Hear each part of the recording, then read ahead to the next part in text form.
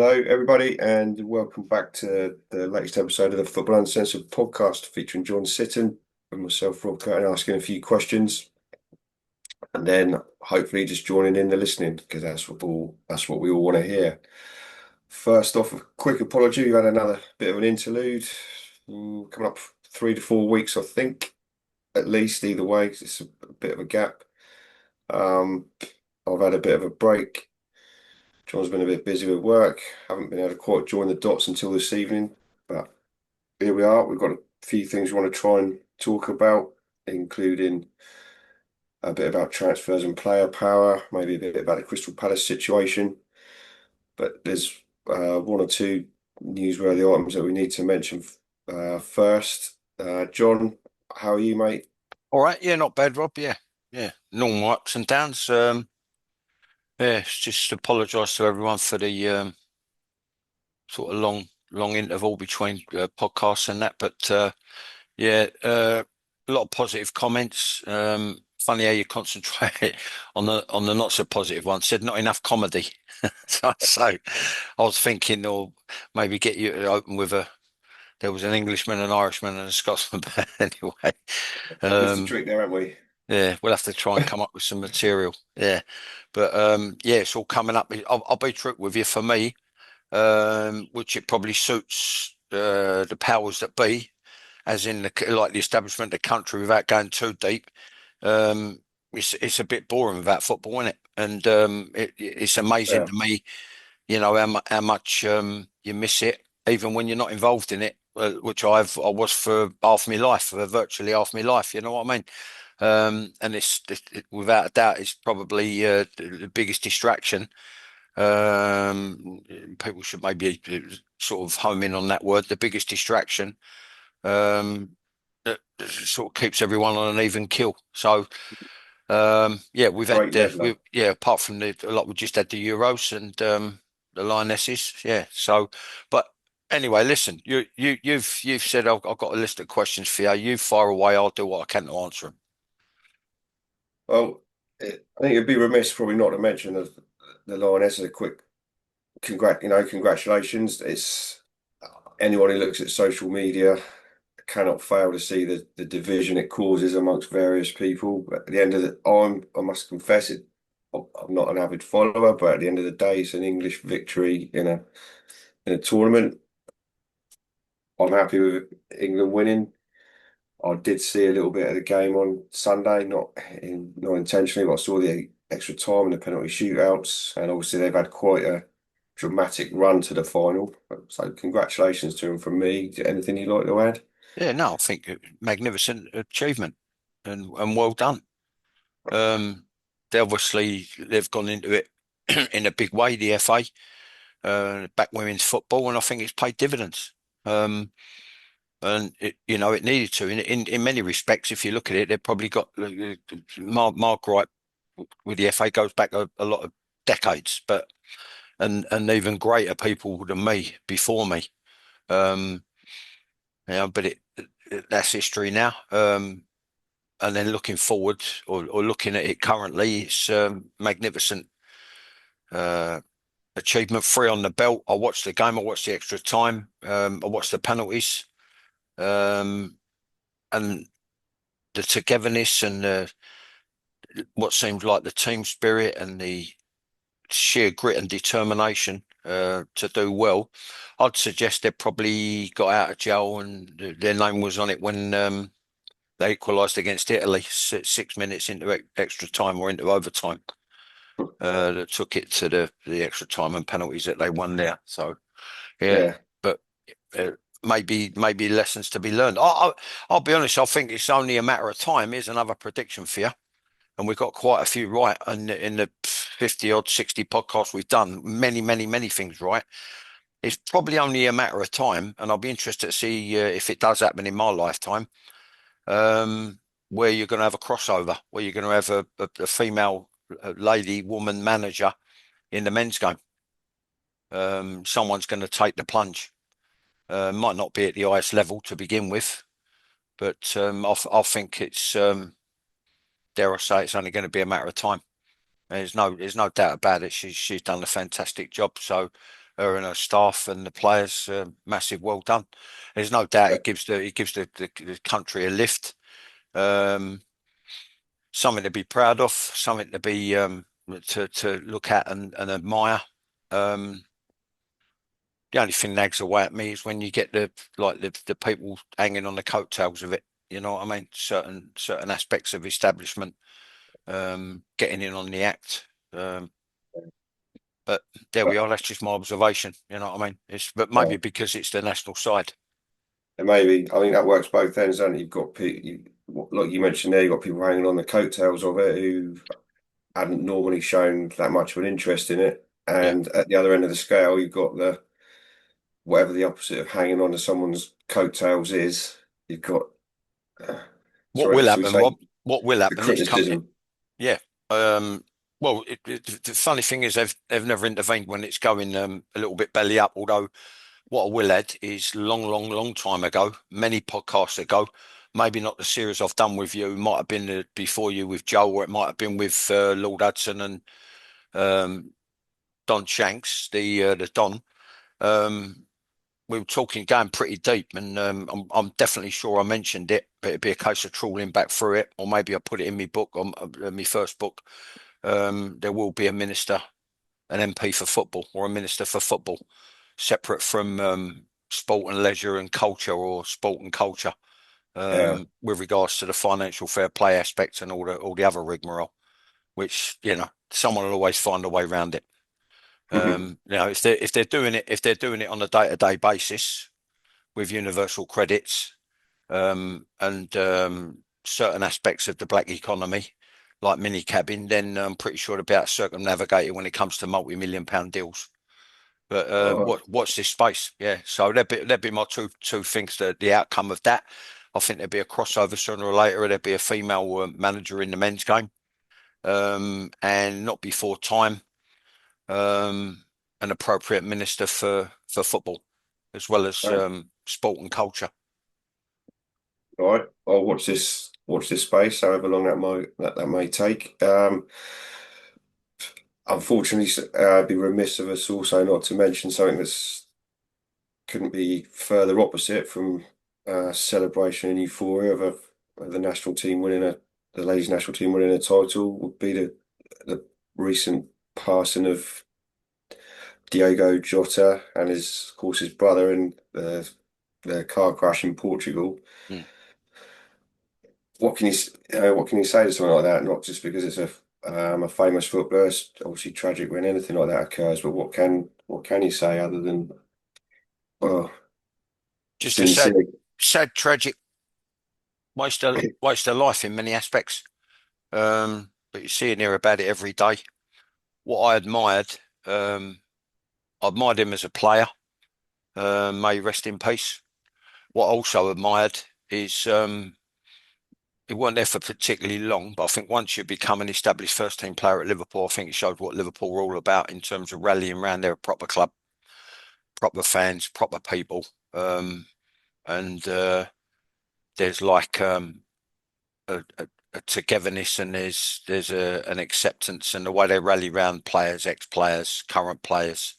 Um, there's like that togetherness and that sort of family thing that comes out of it, where all the players turned up um, to his funeral and the service, and the club paid their tributes. I think it shows what Liverpool are all about. One of the great clubs in the United Kingdom and Europe.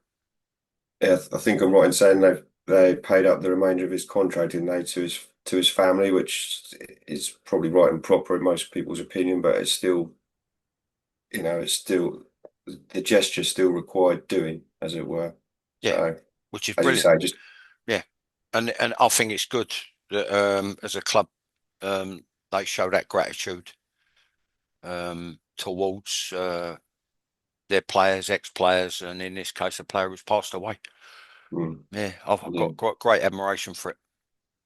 yeah, a terrible tragedy, and utterly impossible to link to the next subject that we're going to move on to, of course. But we're going to talk a little bit about players, transfers, Okay. specifically player power, if you don't mind. There's been obviously with the transfer windows heating up and businesses starting to speed up. The big clubs are starting to do the business. But regards to the player power, Yeah. Isak at Newcastle is obviously the headline grabber at the moment in terms of Yeah. transfers. He's still at Newcastle. Yeah. You believe or don't believe all the stories that are coming out because there's opinions left, right, and centre of what's gone on, what's not gone on. Yeah. But the narrative that seems to be getting pushed is Isak's having a little bit of a mini sulk because he wasn't allowed to talk to Liverpool. Yeah. That's a very basic assumption based on what's been pushed in the MSM, but I just want to get your thoughts on player power and who holds the cards in situations like this, John. Have you ever experienced it yourself? Me personally, I wouldn't have a problem with it if you. I think the obvious answer is say, look, I either sleep too much or I don't sleep enough. When I don't sleep enough or I don't feel like I need sleep, I trawl through all different programs, interviews. It might be what my kids have bought me, like so something like Amazon. It might be something like Netflix, or I go on YouTube. And then when I do, I watch people that I don't mind listening to. Someone like Simon Jordan, who he'll crack on and he'll interview someone. And I remember him doing an interview with Souness, who I come up against when I was a kid. I think he's quite right what he said. There's probably only one club where, at this moment in time, which is when he was speaking not so long ago, he said where the tail doesn't wag the dog. So I think it's fair to say that there is massive player power. If you're the manager, you say, look, I understand Liverpool have just won the title. You might have an overwhelming desire to go and join them, and you can either do that or you can stay here and help us win the title. I wouldn't want to keep an unhappy player. As part of your remit as a manager to constantly reinvigorate, rebuild, regenerate, reinvent. And if that's the case, he's got to have other irons in the fire to replace him. Having said that, you don't let him go unless you get the money you want for it. Much lower down the pyramid. So that's part answer to the question. The second part of the answer would be, yeah, why not? Why shouldn't the players have power? Because they've certainly got more power than they did when I played, and I've got five big regrets maybe in me footballing life. Um, I, I'm angry about not getting a job within the FA after staffing courses for 9 years for them. But that aside, I would say not signing a 2 year deal instead of a 4 year deal that I was offered at Chelsea, in which case certain things might have come to pass, and I'd have still been there when other people would have been moved on. And it would have given me more time to develop. Not signing a 4 or 5 year deal for Millwall. And again, I decided I opted to sign 2 years because I wanted a chance to renegotiate more money if and when I was an established first team player there. Between the two, I could have gone on loan to West Ham as a young pro, having really played really, really well at Upton Park. John Lyall requested to take me, and that's a big regret in terms of a learning curve, working under one of the great coaches. Um, and then if you like more recently, or fast forward, because I'm going back like 45 years to when I left Chelsea now. If you go to my third club, Gillingham, I was denied a move when I didn't know anything about it. And the deal was done. So at the time, clubs, they had their cake and were able to eat it. And Keith Peacock did a deal, wanted me to go to America. And I wouldn't go to America because my mum was dying. And I didn't want to be in Dallas. I wanted to be as close to home so that I could go around and visit her every day.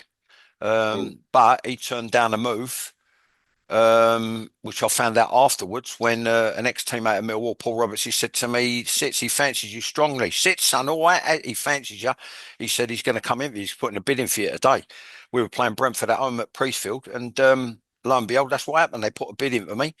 And still to this day, I can't work out if I was surplus to requirements at the end of the 2 years or come at the end of that second season, and he was going to go out and buy a crippled fullback where I played, and a centre back who made me look like Valerie Boltsoff. Obviously, he spent the next I two get that years. reference. Yeah, well, some will, some won't. Let's say Usain Bolt. He made me look like Usain Bolt. Um, I name the players in my book, but like the bottom line is, if I'm surplus to requirements or he's going to spend the next 2 years mucking me about contractually, why not take the money from Brentford who put the bid in, Ronnie Harris and Fred Callaghan? Um, he'd have got the little transfer fee they paid Millwall. He'd have got my signing on fee, and he'd have got 2 years' wages back plus a profit. So still to this day, I can't work it out. So which I think was diabolical management. So I'll say, with regards to players throwing a strop and saying no, I want the move. I say good for them because it ain't a rehearsal. My life's gone in a flash, like everybody else's does. You don't realise until you get it, until you now. I just got a letter saying I'm going to get a state pension. Mickey Mouse, that is, I still got to work. But anyway, it's gone by. It's like goes in 5 minutes, mate, and your football career goes by in 2 minutes.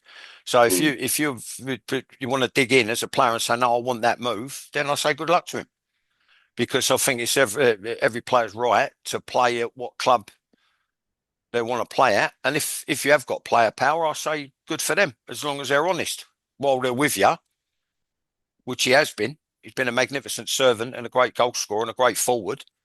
Why deny him the move? Other than the fact he's going to weaken Newcastle. I think Eddie Howe. I There's a think few others. There's a few others. He ain't the only one. no. Well, there's it's a little bit of a merry-go-round, isn't it? I'll come out Yeah, in a yeah, second. yeah. Well, I it's that think time of year, isn't it? It's that time of yeah, year.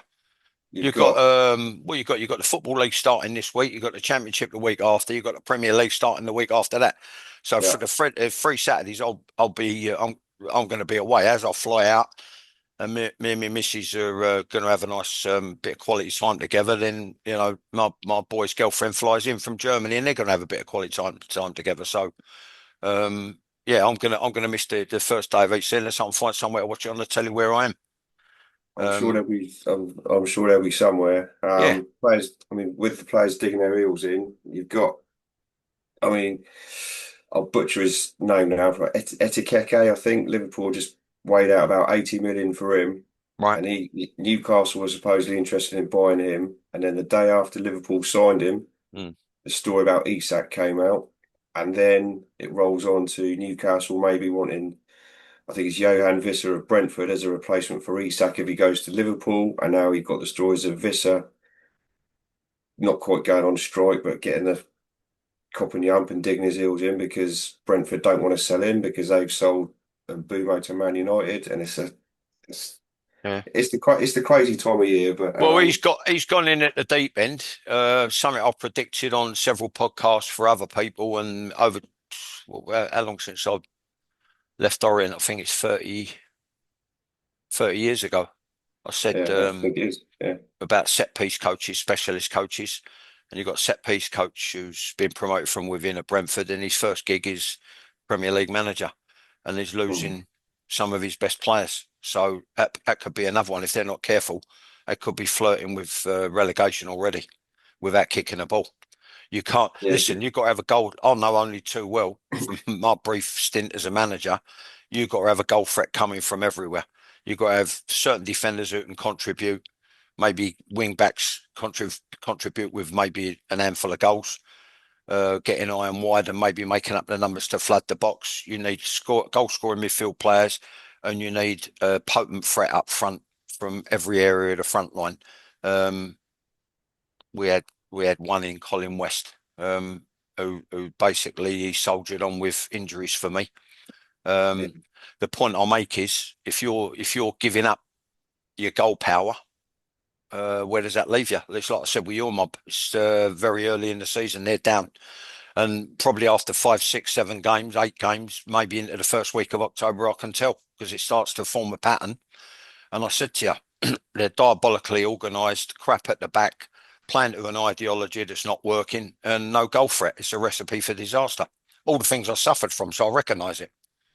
yeah. I think any of my friends and colleagues as Saints fans who talk to me about Saints won't be able to That's argue right. Yeah, I did. with a Yeah. word of what you just said, Yeah. unfortunately. Yeah, yeah, yeah, But yeah. Well, if you go there back you through the go. podcast to last August, maybe no, I started to make predictions, maybe around about the first week of October. Yeah, I think that's And what we did last yeah, year. we got Yeah. most of them right, mate. We got most of them right. It's not bionuclear physics. Mm. Well, someone who agreed with you, going back, just briefly touching back on the Isak thing, you said about the players, and it's a short career and it passes you by, etc., etc. I think Eddie Howe, and I think I saw this, so this is genuine. He said it in an interview. It was broadcast. He said, which could be a crucial quote in the whole thing. I paraphrase slightly, but I recognise that football's a very short career. And that was in context of someone asking him about I ain't seen the Alexander interview. I Isak's don't know. future. Yeah, yeah. But Eddie Howe said that could be quite telling. We'll see. Yeah. I'm sure there's a lot of Well, backplayed he come out of a nonsense throwaway behind it. comment that I've used many times when I had a chat with him in the daily medical room, because there was a match day medical room and a medical room. Then there was an ante room where there was apparatus, like exercise bikes and weights. Frank Clark, and he said, "Sits the game's about money and medals." You Yeah, know what I mean? My reply was, "Well, it'd be nice to get paid for it." Because I think even he realised after 4 years on the same money, we added to the 4 years at Gillingham, 8 years on the same money was a piss take. Um, and it goes without saying, they weren't going to win too many medals at the O's. Um, but, very profound. At the highest level, it is about money and medals. oh, he provided a nice, easy link for me there. Money and medals, 2 for 1. Admittedly, it's a few weeks ago, but as we said, we've had another few weeks off. Yeah, So it's the first time we've spoke about it on the podcast. We spoke about it off air on the phone a couple of times, but obviously Chelsea winning the Club World Cup, whatever, and we or you broke down your opinion on the Club World Cup or the last episode or the episode before, so we're not going into the goods and the bads of the tournament itself, but Chelsea ended up winning it. yeah, Got an absolute pile of cash for doing so. So yeah. there's your money in the medals. Mm, yeah. You can believe me or disbelieve me. I've got no reason to lie. I was having a supper in where I know the owners, in a fish and chip shop in actually where I was looking to meet you the other week when you came up to London. And they were going on, it was on the telly. And I said, Chelsea will win that. And he went, "Do you think?" I went, "Yeah." I said, for the simple reason he's convinced them, which I think he did, that it was a sort of a tryout. It was an experiment um, with regards to how they're getting ready for next year. And I think it was a nice link from the previous season to the new season. He played a good formation. I thought the shape was fantastic. I thought they were very, very disciplined. Um, dare I say it, PSG were off the boil. They were like maybe not on their game. But you've got to give credit to Chelsea the way they at times tried to play a high line, flooded the midfield. It looked to me like there were occasions when he was on his own up front, and then all of a sudden bodies appeared, and it was like that. It was almost like 5-4-1, and then it went to 3-6-1 to 3-4-3, depending on where the ball was. So he would have picked some of that up. Like I said, with Guardiola, having worked under him, I would think. He coached like distances. I said the game's all about distances. Probably 10 years before Gerrard come out of it. It's something you work out yourself as a player and a coach, whether it's attacking, defending, or being a midfield player. You coach to make one run, to shift someone to come and get it. So to threaten the side or the back.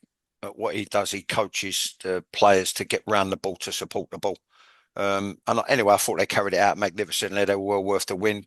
Nice bit of prize money. I think it was 107 million euros, was it? Or Something like 107, that. That 107 million dollars or something. Anyway, that's paid for a couple of signings, isn't it? no, yeah, it's bought two new What I will strikers. say, what I will say, uh, massive cause for optimism if they can go into the new season with exactly the same mentality. I thought they were magnificent in terms of like their discipline and their commitment in the final, and then matched to their pace in vital areas and their undoubted ability. They could be there or thereabouts, although it's going to be too early to say. I won't say anything until maybe October. but they could be there or thereabouts if they can carry that on the way. And that's always been a problem, even in my time now, is attitude. Mm. So if they go into it with the right attitude, they can do great things next year. We'll see. I mean, last episode, obviously, we spoke about the pre-season and the impact on pre-season of going deep into that competition. So that might be a factor for Chelsea. But I must admit, I didn't think they'd do it. The way the form PSG have had, obviously, with the Champions League win and in that tournament, I didn't do it. I didn't think they could do it. And my bet went that way. A good loyal follower of us on here, and Chelsea supporter, Chelsea Dan, as he's well Oh yeah, known yeah, yeah, yeah, on yeah. Twitter. He also said, and I was managed to see him at the weekend. He also said before the game, we're going to win this. So viewing him had the same prediction, and probably in the apart from Chelsea fans, probably in the minority. So Yeah, that's right. Yeah, there would have been. fair Yeah, play to you both. yeah, yeah, yeah, yeah. Um, Fair play to Chelsea yeah. I for thought. all of I the mean, points.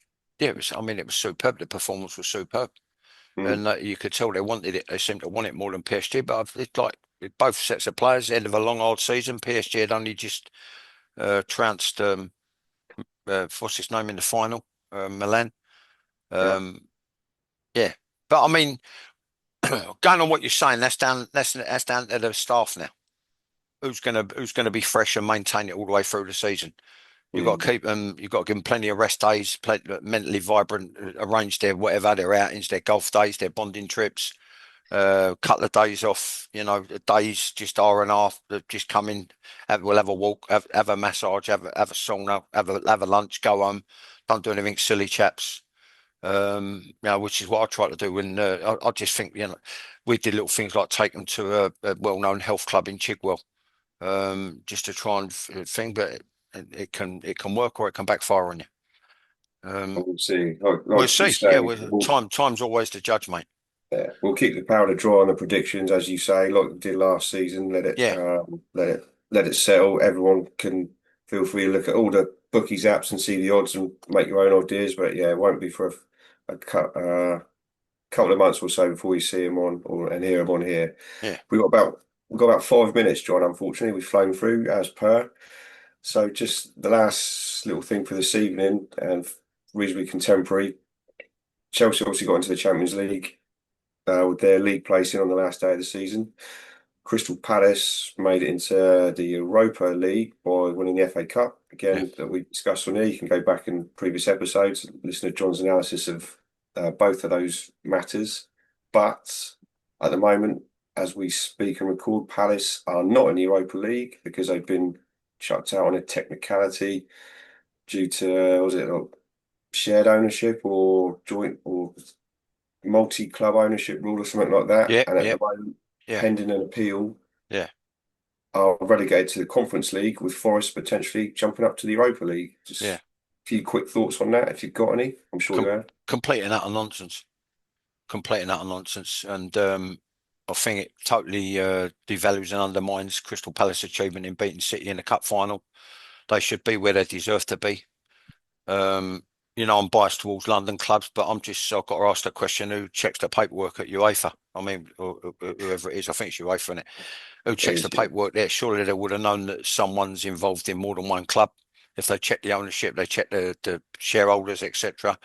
Although Palace's defence, I think I read in one article, is more of a minority shareholder and not a decision maker, which is like probably not a great defence, because when they're, I'm assuming it's how it still works with regards to transfer policy, how to take the club forward, commercial deals, youth policy, structure, etc. You'll have a vote, unless there's like a one-man band who puts all the money in, and then it's sort of based on autonomy.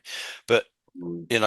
he'll have a vote, and then maybe he'll lobby around the boardroom to get the vote to go his way if they're going to vote on one particular thing. So I think that argument falls out the window. But I just think like UEFA should have picked to check the paperwork. If he's a shareholder at Palace and Leon, and such should happen. what are we going to do? And maybe warn them, but they knew beforehand that he's involved in both clubs. And it's almost as if they said, well, if Palace win it, they let them hang themselves.